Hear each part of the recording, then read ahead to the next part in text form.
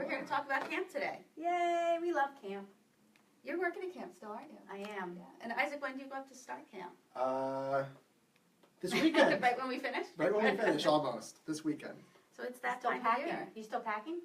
I have to admit I have not started packing yet. So maybe we'll get to talk about what you're taking to camp. Yeah, happy to talk about that after I finish sharing this. So we're getting up in all the sites. So hopefully some people are logging on now to see us. Talking about getting ready for camp, getting your interfaith family ready, getting your kids ready, what you need to take to camp. What to tell your younger siblings about camp. Oh, that's right. You have some recommendations for that? Yeah, when my older ones went to camp, my younger one needed some. Did your younger one want to go or not yet? No, she didn't. When my older kids went, they went at 9 and 11. She was 5. Oh, yeah, So probably not ready too to go. young to go then. It's interesting. She missed them. Some kids like being the only child when they don't get to do that normally, and some really Not that miss one. having siblings. She missed them a lot. She was really happy when she got to start going to camp. That's awesome. Were you already going to camp at that point? No, I worked at day camp until she was old enough to go, and then I switched. Very cool. Yeah. So are we getting in all our groups? We're almost there. We're almost there. One more, but I think you can go ahead. Yeah. Yeah. So we can start talking. So I've actually started, my middle son goes to a Jewish overnight camp, so we've been getting ready. His stuff gets picked up. We don't take it up, he goes on a bus to camp and his stuff gets picked up a week from this Sunday on Father's Day. Wow. So your kids are counselors at this point. My older 2 are counselors at this point, yeah. Do they pack themselves? They do. There does come a day? They do. There is definitely the time where they pack themselves. Because I've been getting all those things, and then one of the things I need to pack, it's a Jewish camp, is kippot, the yarmulkes that he has to take up for his camp. We should introduce ourselves. So let's say who we are. I'm Rabbi Robyn Frisch. I am the director of Interfaith Family Philadelphia, and I am very excited to be here. I'll let you say who each of you are, but I'm excited to be here with the 2 of you to talk about Jewish Overnight Camp today. Lori, go ahead. So I'm Lori Rubin, Chief Program Officer here at Jewish Learning Venture, and we'll talk a little bit about PJ Library in Philadelphia and JK Philly. And? I'm Isaac Saposnik, the Executive Director of Camp JRF in the Pocono Mountains, just a couple hours from here in Philadelphia. And I just want to add also that we want to thank the Foundation for Jewish Camp, who is helping to co-sponsor this as well, and will be sharing our conversation on their website, or on their Facebook page. And Isaac, I want to say Lori and I have done a Facebook Live before. We did a few weeks ago. This is my first. And this is Facebook Isaac's Live first. ever. So we should say the Jewish prayer Shehefiyanu for his first time probably. Yeah. But when we decided to do this right away, I thought we have to ask Isaac Saposnik from Camp JRF to join us, because we've had the wonderful opportunity, Interfaith Family, of coming up to your camp a few years ago and doing some diversity training on being welcoming of kids from interfaith families. And I remember saying after coming up the first time, this camp is already such a welcoming place, and it was great to do a training because we were really getting to have the deeper conversations, because your counselors have mostly grown up at the camp, and they were all really a diverse group and a welcoming group and really accepting of kids from all kinds of different backgrounds. And so again, we got to have the higher level conversation because we didn't need to say to them why this is important or what are the basics. So I really am glad that you can be part of this conversation with me and Lori, because I think you'll have a lot to offer. You can share about your camp and also, talk about camps in general for us. So I want to, even before we talk about preparing for camp, maybe camp's expensive. It costs a lot of money to go for camp, and I know that there are some resources in the Jewish community, and for those of you from interfaith families, they're available for interfaith families, regardless of which parent is Jewish, which is an issue that might come up in some circumstances with more traditional synagogues or community organizations. But Isaac, maybe you could tell us a little bit about, let's say you see the camp bill and you say, this is great, but how are we going to pay for this? Where can you get help? So camp is expensive, and I often say, we talk about at camp that part of the expense is that there's a value to your values. And so if you're sending your kid to for first-time campers, that's not scholarship. It really is a gift from the Jewish community here in Philadelphia that's made possible by the Jewish Federation of Greater Philadelphia, and happens and is made possible in communities across the country and across North America. So that's a great opportunity for first-time campers. Most Jewish camps also offer significant scholarship funding. And we often say, people sometimes call us and say, so my family's not going to be eligible for scholarship. We have 2 working parents. And we say, so actually, most of our families that get scholarship have 2 working parents and a lot of commitments and need some help to just get over the edge. So we really want this experience for our children. And so we encourage families always to have that conversation with us and to say, we really want to make camp happen, and we'll work together to make that possible. That's awesome.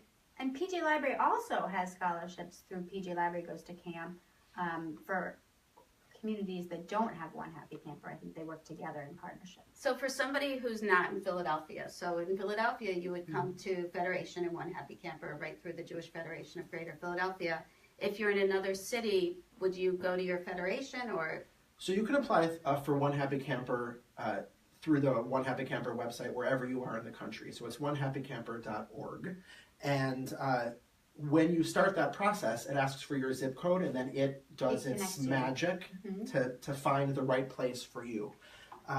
If you're looking for specific financial aid from your community, then it is a conversation to have directly with your federation. Again, here, the Jewish Federation of Greater Philadelphia provides needs-based scholarship in addition. And most camps do as well. And most camps do as well, directly from the camp. So there are a lot of options. But I want to reiterate what you said earlier about the One Happy Camper. It's regardless of your finances. Correct. So even if you know you wouldn't get scholarship, but you still think, wow, this is a lot of money. Right. It's something if you feel like it's not a strain for you, it's nice not to take the money out of the pot, I would think, and you can leave it for other families so other families can take advantage. But if it's just, we can afford camp, but we would love to save $1,000, it's a great opportunity. You can still take advantage of that. Yeah, and again, it's summer. for your first summer for eligible families. It's a great opportunity. And do if I remember correctly, some communities might even have some money for a second summer? Not anymore. Depends. Not anymore. Okay, so that's over. There used to be money for second summers, and now they've changed that program so that if you're going for 2 or 3 weeks, you can get support for your first summer. So even if you're going for a minimum of 2 to 3 weeks, there's still money available. Yep. That's great. So that is new. I remember. Yeah. Very cool. Very cool. So let's say you've worked it out financially. Your kid's going to go to camp. You're all excited. And then you have to pack them for camp. So I mentioned when we were just kind of talking before, my kid, we're getting everything ready from his, socks to his hiking boots to his kippot for his head when he has services. Any advice on what to bring to camp besides what's listed on the camp list? So I think first you have to figure out what bag you're packing in, right? Some people, when we were growing up, it was a trunk, right? You had to pack in a trunk. Now it's usually a rolling duffel, I think, in most situations. Right. So I usually get the extra large one on wheels because my kids pack a lot of stuff. Then they don't have to drag it. Then they don't have to drag it. Right. It's long lasting. You get it through LLB, and there's like a warranty. A warranty. Yeah. There you go. And those bags last forever to begin with. Yes, we a little plug. But yeah, then you have to figure out all the other things you have to pack. So you mentioned some things. I think water bottles are important. You got to stay hydrated. Everybody needs their own water bottle. Remind your kid to use it. Yeah. Yeah. I use that box with mine. Exactly. A water bottle, hat's really important. Yeah. A laundry bag is really important. Or 2. I would say at least 1 laundry bag. And then we were talking before also about ways for kids to stay in touch. So either the list of all of the addresses of folks to write to, or especially for younger kids, sometimes the pre-addressed envelopes. With both the address of the person you're sending it to and the address of the camper themselves. Correct, right? It's really obvious to us how to address an envelope, and if we don't remember to teach our children how to do it, they don't always know. I had an experience a couple summers ago. I was working at a Jewish overnight camp up in the Poconos, and there was a mother. I was the camp rabbi as well as the parent liaison, so I was the one that the parents would call if they didn't hear from their kids. Mm-hmm. And at this particular camp, the kids had to write home every day, so we knew the parents were getting letters. But I got a call from a mother of a boy, he was 12 years old, maybe 13 years old, and she said, I haven't heard from him in 2 weeks. I said, there's no way. We know. I talked to his counselors. The letters are going out. We finally found out about a week later, all his letters came back to camp because he got the return address mixed up with the address. Because these kids are growing up with the internet, and they're not sending mail. And, maybe in preschool they do a cute little exercise about the mail and the mail deliverer. Right. But as the kids get older, they're not really sending mail in the way that we were as kids. Right. So he had no idea between the return address. So pre-addressing, or at least So- sitting or down with teaching your the child child and at the teaching very your least. child how to do it is important. And you can even just, type up labels and just print Exactly. them out. Mm-hmm. Yeah, I think the other thing is as the opposite end, when you're sending letters to your kids, they like getting mail. So there's ways through Camp in Touch to do emails, which is lovely, and you could do that too easily. But at least a couple times a week to send a snail mail letter, they really like that as well. And Not just a I printout. know all camps have different policies on what you can send up. Most don't allow food at this point for Right. beyond the Allergy. idea that the camp might be kosher because it's a Jewish camp, but the bugs. I mean, there's, I would some of it imagine. is bugs, and then Bugs, it's also allergies. allergies. Oh, And so, allergies. I wouldn't be doing my job as a camp director if I didn't say, most camps at this point say, please don't send food, and then please don't send food. Parents sometimes think that they can trick us. I've heard some tricky ways, which I will not share just in case people don't know them. But let's just say we know all the tricky ways.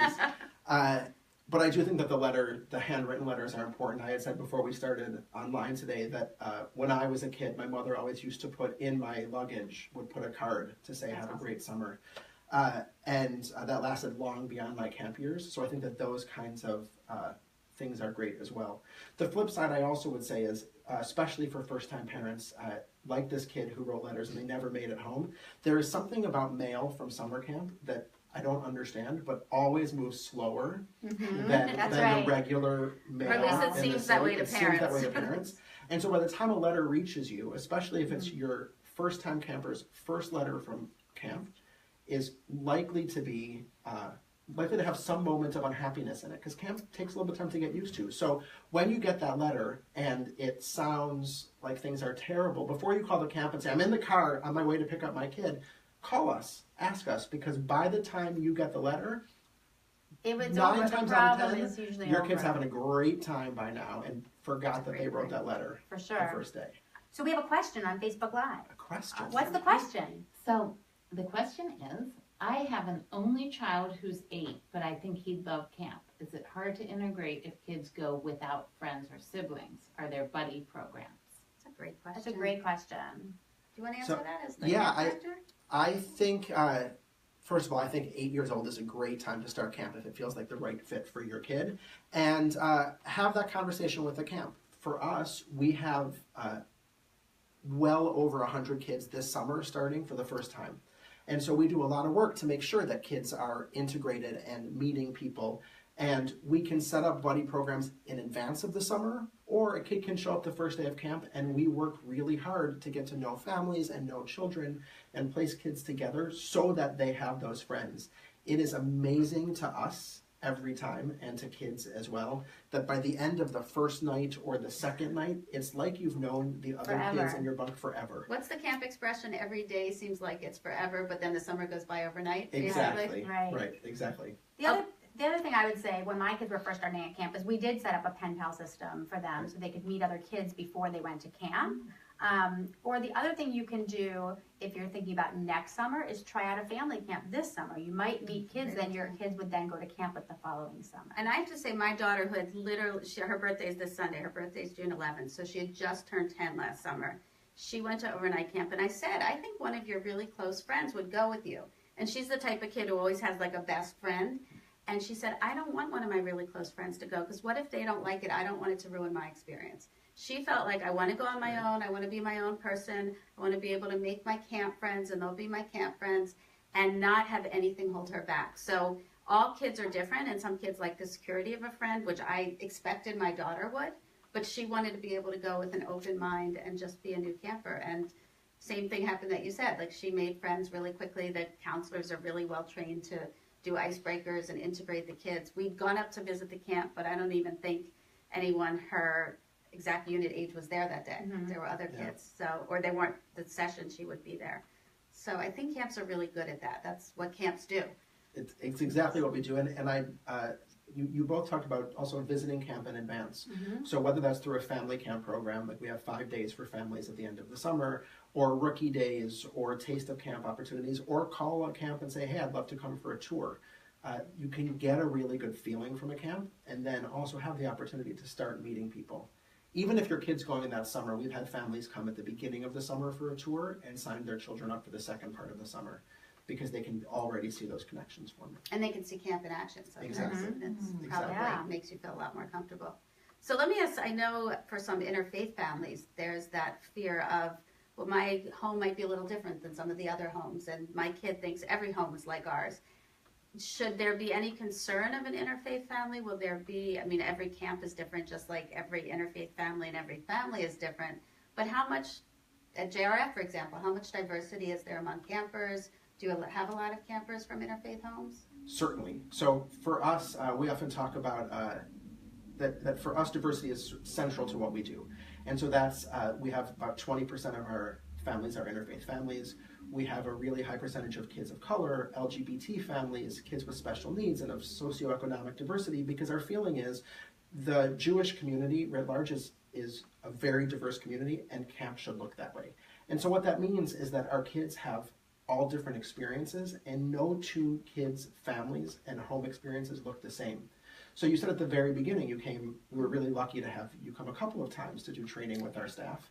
And the conversation we had was really about how we think about the language that we use and how we talk with kids, with a recognition that each family is different and that we shouldn't have assumptions about what a family looks like who sends their kids to camp. And so we work really hard, and I think camps work really hard in general, to meet each kid where they are and to know who they are. And therefore, we can then work to know each family and have those conversations so that shouldn't have to be a concern. And I know it is a concern. I know that we are all concerned about our children when we send them to camp. And so my recommendation always is have that conversation with the camp. The more information you can share with the camp in advance, the better it is for us to then really get to know you and your family, so that when something pops up and your kid asks a question to us, or somebody says something and they go afterwards, which happens in our everyday lives, we're there to support you and your child and the other children in creating a community that really is all about them being their full selves and not having to worry about any piece of that having to be different. So let me ask you, if you share information with the camp as a parent, who knows that information? Let's say I share with the camp that we celebrate Hanukkah and we also celebrate Christmas, or we have grandparents who aren't Jewish and my kid spends a lot of time with them and sometimes goes to church with them. Mm-hmm. If I share that with the camp, it's presumably the director, assistant director, right, who, I know you can only answer for your camp, but you probably have a sense of how it works at other camps. Who gets that information, and is it kind of confidential beyond that immediate circle? I always say information is confidential unless somebody needs to know it. So if you give us that information, for example, it's unlikely that we're going to go to the entire staff and say, so here's what you should know about Robyn's family. What we are going to do is, if there's going to be a program specifically that's going to deal with different religions in camp, that may be a conversation we have with the program leader to say, there are a couple of kids, and it may well be that we're not saying specifically it's your children. We'll say there are kids here who come from interfaith families, and let's think about what this program is going to look like and how that conversation is going to unfold. So it allows us as directors and our senior program team to really think about each of our kids and each of our families. But our feeling is kids should be able to share themselves. And so while we ask parents for a ton of information, and parents often say to us, why are you asking me for all this? Just meet my child. And we say, because we want to do our best to prepare. We can never know your children as well as you do. Sure. All we can do is be as prepared as possible, and then let your child step out of the car or step off the bus on the first day, and let us meet them as if it's for the first time, with as much of that knowledge in our back pocket as we can for as we're preparing and when those things come up. That's great, thank you. I think we have another question. You do. So this question is, do you recommend that new campers start at a Jewish day camp before plunging into overnight? That is an excellent question. Well, I'll speak from my own experience. There are, here in Philadelphia, we have Ramah Day Camp and we have Harlem Day Camps. There's a bunch of different opportunities. There are other Jewish day camps in the area. Camps There's a lot of preschool camps that are younger that lend itself then to go straight from day camp to overnight camp. But my kids went to a secular day camp and then went to overnight camp, and that was comfortable for them as well. So it really depends, I think, on your personal family's experience or where your what the deal is with your day camp and where location-wise, what's convenient for you. My kids went to both Jewish and secular day camps before going to Jewish overnight camp. They also go to Jewish day school, so they're not the typical kid going to most overnight camps. Right. But I would imagine that kids come from all different backgrounds, and some kids probably with very little Jewish experience coming to overnight camp, and that's fine. Yeah, I think some kids come from soccer camp or baseball camp or all those camps and then go to Jewish summer camp over the summer as well. So I think. And camps prepare for kids, I assume, from all types of backgrounds and all Sure. types of knowledge. Exactly. Sure. So I don't think that a kid needs to come. I think that going to day camp before overnight camp is a great idea if that's what works with your family.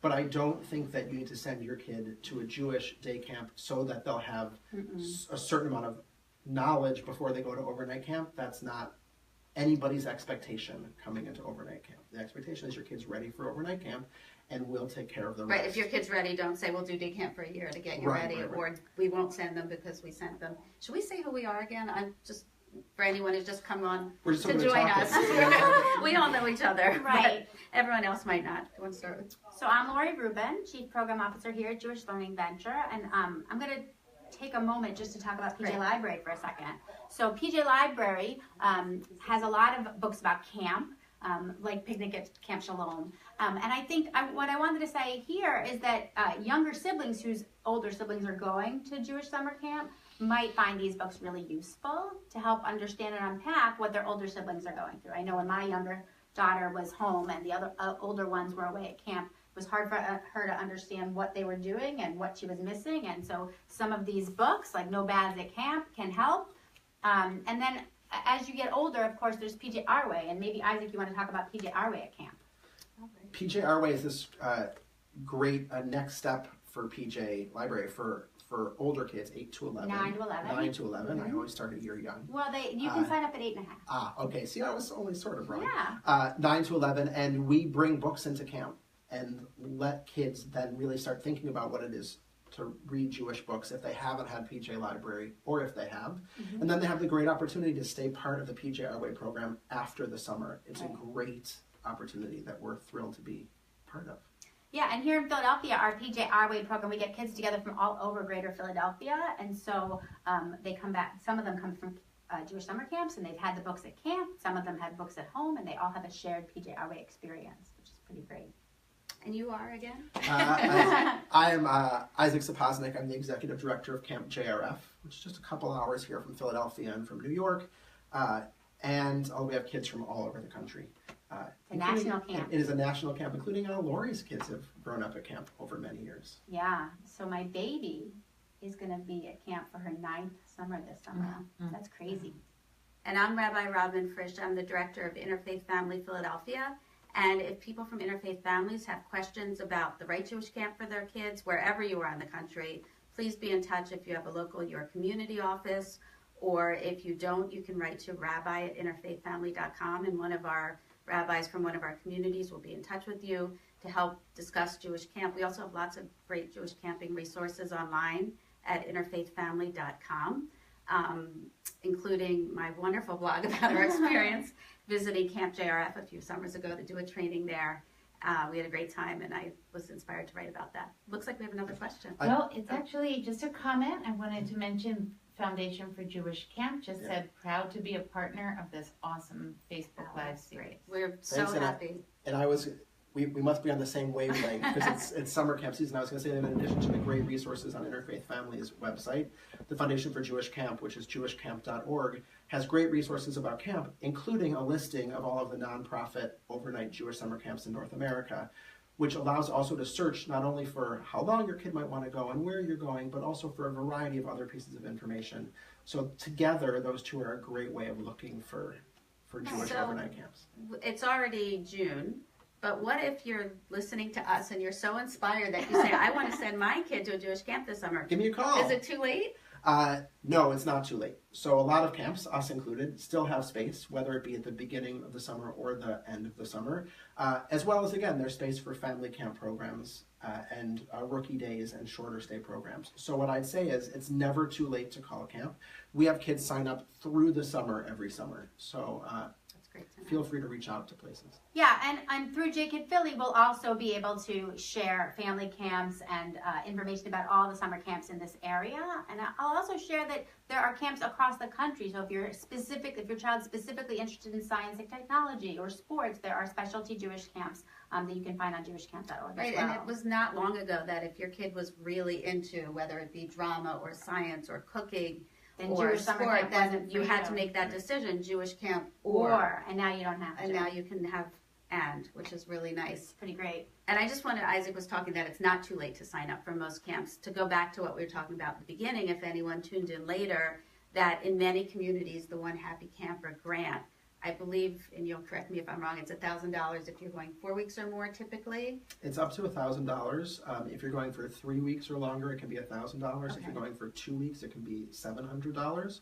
for eligible first-time families. So that might be an incentive if you're considering camp and on the fence. That might help push some families over with their decision to the good side of sending their kids to Jewish overnight camps. Yeah, and if you're getting ready to pack for camp, we're going to share a blog entry from PJ Library in the comments as well. Oh, great, about what to bring to camp. About what to bring to camp, yeah. And as Isaac said earlier, bring your whole self, that the kids can really come and be who they are, no matter what kind of family everyone's coming to this, and what kind of background and what the kid knows, that they'll be welcomed and embraced at camp as who they are, And no electronics. which is really nice, maybe Tech- not from a the kids' tech-free perspective. summer. Even from the kids' even perspective. from the kids' perspective. Kids My actually kids love the love chance. my kids love being They don't tech-free miss for it, the I have to summer. say. Once they're there, they seem not to even notice that. It's pretty great. Although they go back right It's a when gift. they get home. They do go right back when they get home, but it's a gift to have that time away from technology. Yeah, it's good for their brains, their souls and their brains. Exactly. All right. Well, thank you both. Thank you. Thank you. It was great to talk. I'm sure we'll talk again soon. And so again, I'll just reiterate, if anyone has any questions about Camp JRF or JKid Philly, Interfaith Family, or PJ sending your Library. kid to camp, Yeah. PJ Library, be in touch with one of us, and we are happy to talk to you. Have a great rest of the day. Thanks. We'll see you at Bye. camp this summer.